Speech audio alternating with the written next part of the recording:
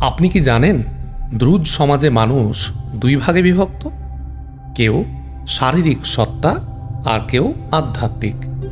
তাদের সামাজিক বিন্যাস এতটাই জটিল যে সাধারণ মানুষ ধর্মচর্চা করতে পারে না।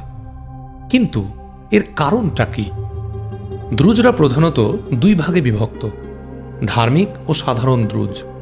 ধার্মিক গোষ্ঠী আবার দুই ভাগে বিভক্ত, প্রথমত ধর্মবেত্তাগণ বা উক্কাল, যারা ধর্মগ্রন্থ অধ্যয়ন ও সংরক্ষণ করে। এদের প্রধানকে শায়খ আল উক্কাল বলা হয়। দ্বিতীয়ত আজাভিদ, যারা ধর্মগ্রন্থের পাঠ শুনতে পারে এবং ধর্ম পালন করে। এই দুই গ্রুপ আধ্যাত্মিক সত্তার অধিকারী। আর সাধারণ মানুষ, তারা কেবল দুনিয়াবি কাজ করে, ধর্ম চর্চা করে না। এদেরকে শারীরিক সত্তা বলা হয়। দ্রুজ উপাসনালয় খালাওয়াত নামে পরিচিত।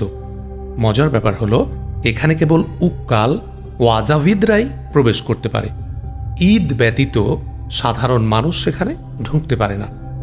এই কঠোর সামাজিক বিন্যাসে দ্রুজদের নিজেদের মধ্যে সুদৃঢ় সামাজিক বন্ধন তৈরি করতে সাহায্য করেছে, যার ফলে তাদের বিয়ে শাদী নিজেদের মধ্যেই সীমাবদ্ধ। একসময় এই দ্রুজরাই নির্যাতন থেকে বাঁচতে নিজেদের মাতৃভূমি ছেড়ে পালিয়ে গিয়েছিল। কিভাবে তারা নিজেদের অস্তিত্ব টিকিয়ে রাখল? পরের ভিডিওতে আমরা জানব দ্রুজদের বিস্তৃতি ও ঐতিহাসিক প্রেক্ষাপট নিয়ে।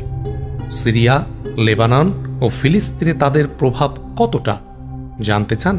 কমেন্ট করে জানান।